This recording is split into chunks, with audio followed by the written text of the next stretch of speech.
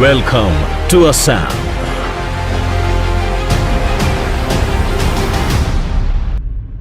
दोस्तों, असम उत्तर भारत के हृदय में बसा एक ऐसा प्रदेश है जहां पर इतिहास आधुनिकता के साथ गुंता है और वसुधैव कुटुंबकम की भावना से प्रेरित है। असम की समृद्ध चाय विरासत के 200 वर्षों का जश्न मनाते हुए यह राज्य दक्षिण पूर्वी एशिया के प्रवेश द्वार के रूप में आज खड़ा है, जो वैश्विक निवेशकों के लिए अपार अवसर प्रदान करता है। वर्ल्ड क्लास बुनियादी ढांचे, मजबूत परिवहन नेटवर्क और स्वास्थ्य सेवा, ऊर्जा एवं प्रौद्योगिकी में अत्याधुनिक प्रगति के साथ असम नवाचार और सतत विकास के एक केंद्र के रूप में उभर रहा है। मनमोहक सांस्कृतिक विरासत से लेकर एक फलते फूलते व्यावसायिक पारिस्थितिक तंत्र तक एडवांटेज असम असीम संभावनाओं से भरे फ्यूचर का मार्ग प्रशस्त कर रहा है। और आज के इस वीडियो में हम लोग जानेंगे कि आने वाले 3-4 साल बाद असम कैसा होगा। असम के top 10 biggest upcoming under construction बुनियादी ढांचा पर बात करने वाले हैं, जो कि असम को और भी आगे लेकर के जाएगा। आज के टाइम में असम किस तरह से पूरे नॉर्थ ईस्ट को लीड कर रहा है, किस तरह से ये पूरे उत्तर भारत का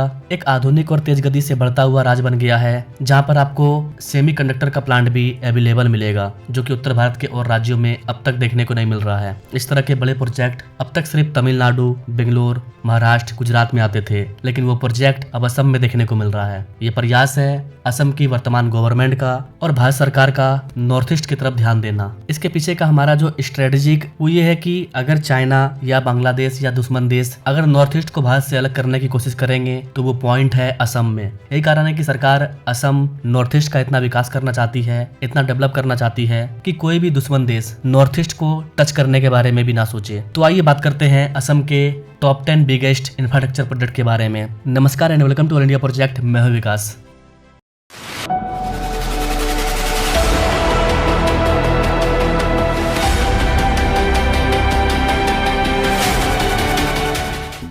नंबर 1 पर है असम का स्टेडियम।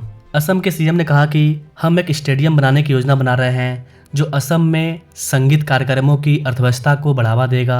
इसके साथ ही हम सिंगापुर जैसे मनोरंजन पार्क भी विकसित करेंगे, जो कि हमारे अपने असम के मॉडल के अनुरूप होगा। सीएम ने इस बात पर भी प्रकाश डाला कि इस क्षेत्र को पर्यटन को आकर्षित करने के लिए विकसित किया जाएगा और सभी विकास कार्य राज्य सरकार की पहल के रूप में क्रियान्वित की जाएगी। उन्होंने कहा कि हम परियोजनाओं के एक भाग के रूप में यूनिवर्सल स्टेडियम जैसे मनोरंजन पार्क, एक कन्वेंशन सेंटर, होटल और शादी वगैरह के लॉज वगैरह को विकसित करने की योजना बना रहे हैं। असम हवाई अड्डे के पास जमीन का अधिग्रहण स्टार्ट हो चुका है। सरकार का कहना है कि हमारा मनोबल ऊंचा है। केंद्र से मिली उत्तरदायित्व और सहायता के बदौलत हमारा टारगेट आने वाले महीनों में कई विकास परियोजनाओं को पूरा करना। तो भारत को एक और नया इंटरनेशनल क्रिकेट स्टेडियम मिल जाएगा। ये वाला स्टेडियम गुवाहाटी के बाहरी इलाके अमीन गांव में बनाया जा रहा है। इस वाले स्टेडियम को लेकर के असम के सीएम हेमंत बिस्वा शर्मा ने कहा कि ये स्टेडियम अंतर्राष्ट्रीय मैचों की मेजबानी की सुविधाओं वाला होगा, जो अगले साल फरवरी तक बनकर के तैयार हो जाएगा। रिपोर्ट के अकॉर्डिंग इस वाले स्टेडियम में 20,000 लोग एक बार में बैठ करके क्रिकेट देख पाएंगे। ये पूरे नॉर्थ ईस्ट के लिए बड़ी बात है। नॉर्थ ईस्ट में जब इंटरनेशनल लेवल का क्रिकेट होगा तो नॉर्थ ईस्ट के लोग आसानी से क्रिकेट को यहाँ पर देख पाएंगे और नॉर्थ ईस्ट में टूरिज्म को बढ़ावा भी मिलेगा। असम में ऑलरेडी एक और स्टेडियम है जहाँ पर की इंटरनेशनल मैच खेला जा चुका है।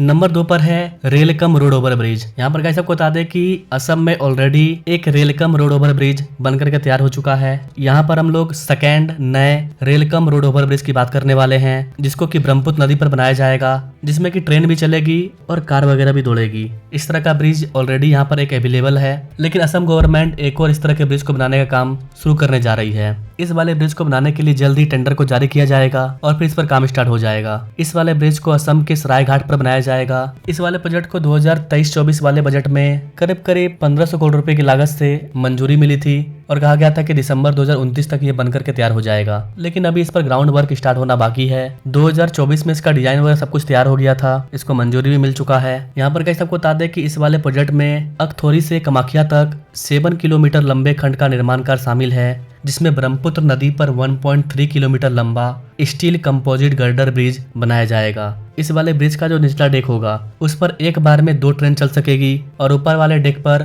फुटपाथ के लिए 3 लेन वाली सड़क का डिजाइन किया गया है। बताया जा रहा है कि जब ये नया ब्रिज बनकर के तैयार हो जाएगा तो इस वाले रीजन में रेलवे लाइन की क्षमता में काफी उल्लेखनीय वृद्धि होगा, जो कि नॉर्थ ईस्ट के लिए एक और दरवाजा खोलेगा। कनेक्टिविटी में सुधार के अलावा इस परियोजना से आसपास के क्षेत्रों में कुशल और अकुशल दोनों तरह के श्रमिकों के लिए पर्याप्त जॉब अवेलेबल हो जाएंगे। ब्रह्मपुत्र नदी पर जो पहला रेलकम रोड ब्रिज है उसको पुराने सरायघाट ब्रिज के नाम से जाना जाता है। ओवरऑल इस वाले ब्रिज पर काम स्टार्ट हो चुका है। अगर आप इसके बारे में डिटेल में जानना चाहते हैं तो आप हमें कमेंट कर सकते हैं। नंबर 3 पर बात करेंगे असम के मेडिकल कॉलेज पर। वैसे तो असम में कई सारे मेडिकल कॉलेज बन रहे हैं, लेकिन बड़े मेडिकल कॉलेज की बात करें तो असम में 7 बड़े मेडिकल कॉलेज बन रहे हैं। इनमें से हर एक मेडिकल कॉलेज की लागत 500 करोड़ रुपए के ऊपर है। Charaideo medical college, Vishwanath medical college, Golaghat medical college, Tamulpur medical college, Bongaigaon medical college, Dhemaji medical college, Morigaon medical college, ये 7 इंपॉर्टेंट मेडिकल कॉलेज हैं जो कि हेल्थ केयर के मामले में असम को काफी आगे लेकर के जाएंगे। नंबर 4 पर है गुवाहाटी रिंग रोड। NHAI करीब 6000 करोड़ रुपए की लागत से गुवाहाटी में एक रिंग रोड को बनाने जा रही है। लगभग 180 किलोमीटर लंबा ये रिंग रोड, जिसको कि शून्य अनुदान के साथ बिल्ड ऑपरेट टोल अर्थात BOT मोड पर बनाया जाएगा। 30 साल के लिए इसको BOT मॉडल पर संचालित किया जाएगा। इसको बनने में 4 साल का समय लगेगा। इस वाले रिंग रोड को बनाने के लिए असम गवर्नमेंट 50% भूमि का अधिग्रहण करके देगी। इस वाले रिंग रोड को 3 खंड में बांट करके बनाया जाएगा, जिनमें 56 किलोमीटर लंबा 4 लेन एक्सेस कंट्रोल उत्तरी गुवाहाटी बाईपास शामिल है। इसके अलावा NH27 पर मौजूदा 8 किलोमीटर का बाईपास, जिसको कि 4 से 6 लेन का बनाया जाएगा, ये भी इसमें शामिल है। इसके अलावा NH27 पर ही 58 किलोमीटर लंबा एक बाईपास शामिल है, जिसको कि अपग्रेड किया जाएगा। इसके अलावा इस वाले रिंग रोड के अंतर्गत ब्रह्मपुत्र नदी पर 3 किलोमीटर लंबा एक प्रमुख ब्रिज भी बनाया जाएगा। गुवाहाटी रिंग रोड देश के पूर्वांचल क्षेत्र के प्रवेश द्वार राष्ट्रीय राजमार्ग 27 के पूर्व पश्चिम गलियारे पर चलने वाली लंबी दूरी के यातायात को निर्बाध संपर्क प्रदान करेगा। इस वाले रिंग रोड के विकास से पश्चिम बंगाल, बिहार, सिलचर, नागालैंड और त्रिपुरा आने वाले प्रमुख यातायात को बाईपास करके गुवाहाटी शहर और पड़ोसी पूर्वोत्तर राज्यों को भीड़भाड़ कम करने में मदद मिलेगी।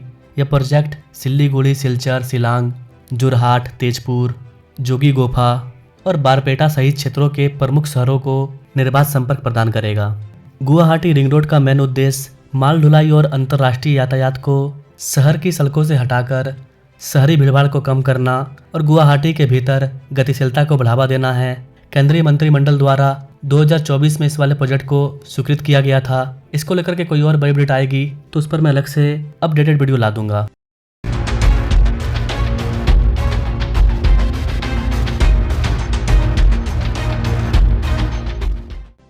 नंबर 5 पर है लोकप्रिय गोपीनाथ बोरदोलाई अंतर्राष्ट्रीय हवाई अड्डे का विस्तार।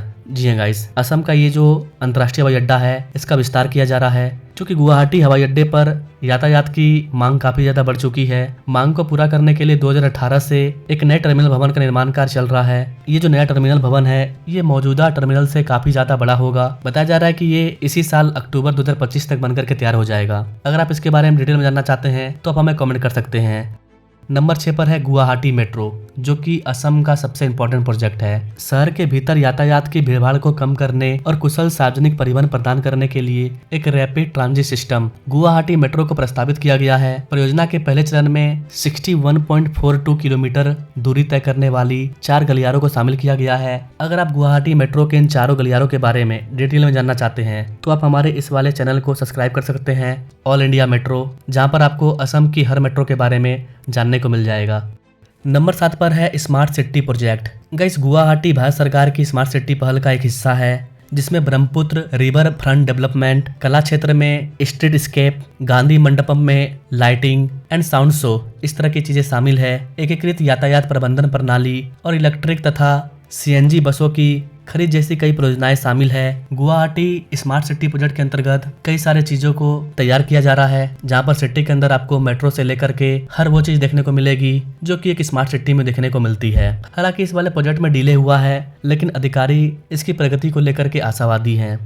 नंबर 8 पर है अन्य अवसंरचना विकास। गाइस, असम व्यापक अवसंरचना विकास पर ध्यान केंद्रित कर रहा है, जिसमें वह अपने सड़क और रेल नेटवर्क का विस्तार कर रहा है। असम के नागरबेरा में एक जापानी औद्योगिक टाउनशिप का भी स्थापना किया जा रहा है। जगी रोड में एक इलेक्ट्रॉनिक सिटी का विकास किया जा रहा है। डिब्रूगढ़ में एक मल्टी मॉडल लॉजिस्टिक पार्क, इसका भी विस्तार किया जा रहा है। नंबर 9 पर नितिन गडकरी के अंतर्गत असम सरकार गोहपुर और नामोलीगढ़ के बीच 15,000 करोड़ रुपए की लागत से एक 12 किलोमीटर लंबी पानी के नीचे सुरंग को बनाएगी। जी हाँ गाइस, ये असम का एक इम्पोर्टेंट प्रोजेक्ट होने वाला है जो कि पूरे इंडिया में फेमस होगा, क्योंकि पानी के नीचे 12 किलोमीटर लंबा सुरंग ये अपने आप में काफ़ी बड़ा और इम्पोर्टेंट है। इसका DPR रिपोर्ट भी तैयार हो चुका है और इसको रक्षा मंत्रालय से मंजूरी भी मिल चुकी है। अब बस सरकार को इसके लिए बजट जारी करना है एंड देन इस पर काम स्टार्ट हो जाएगा। अगर आप इसके बारे में डिटेल में जानना चाहते हैं तो आप हमें कमेंट कर सकते हैं। नंबर 10 पर है गुवाहाटी से पंचग्राम तक 12 पानी के रास्ते 25,000 करोड़ रुपये की 4 लेन की सड़क बनाई जाएगी, जो कि इस वाले क्षेत्र का पहला एक्सप्रेस हाईवे होने वाला है। इसके बनने से गुवाहाटी और पंचग्राम के बीच यात्रा का समय लगभग 5 घंटे तक कम हो जाएगा। नंबर 11 पर 6,000 करोड़ रुपए की लागत से काजीरंगा एलिवेटेड कॉरिडोर को बनाया जा रहा है। नंबर 12 पर भैरवकुंडा के माध्यम से जगीर रोड और भूटान के बीच में जो सड़क है उनमें सुधार किया जा रहा है और इसकी लागत 3,225 करोड़ रुपया है। नंबर 13 पर श्रेय तीर्थस्थल तक पहुंच को बढ़ाने के लिए मां कामाख्या रोपवे प्रोजेक्ट पर भी काम शुरू होने वाला है।